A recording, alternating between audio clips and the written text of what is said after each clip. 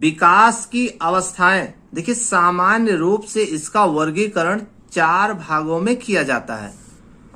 Number 1 है शैशव अवस्था। शैशव अवस्था यानी इन्फेंसी, जन्म से 5 या 6 वर्ष।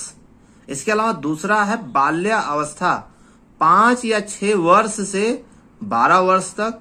इसके अलावा तीसरा पॉइंट है किशोरा अवस्था, एडोलसेंस, यानी 12 से 18 वर्ष तक।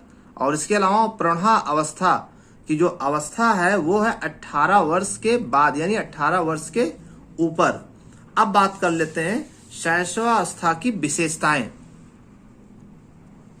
शैशवावस्था की विशेषताएं शारीरिक विकास में तीव्रता, मानसिक क्रियाओं की तीव्रता, सीखने की प्रक्रिया में तीव्रता और दूसरों पर निर्भरता।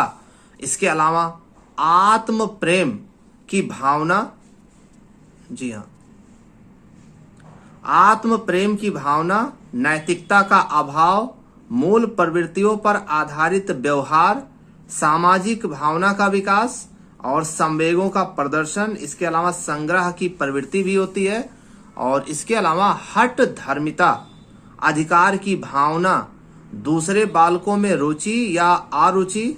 इसके अलावा दूसरों के वस्तुओं को देखकर मांगना, स्वाभाविक क्रियाओं तथा शब्दों की पुनरावृत्ति, सुप्त काम इच्छा, ये सभी शैशवावस्था की विशेषताएं हैं।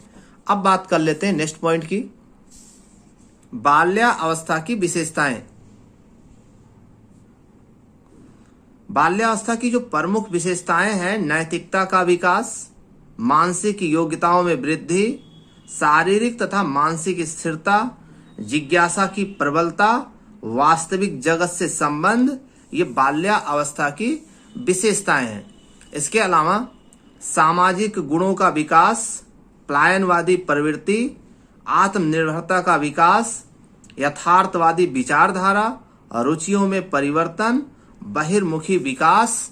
इसके अलावा संवेगों का दमन, स्वयं निर्माण की भावना, मनोरंजन और रचनात्मक कार्यों में आनंद, सामूहिक और निरुद्देश्य भ्रमणशील की प्रवृत्ति होती है।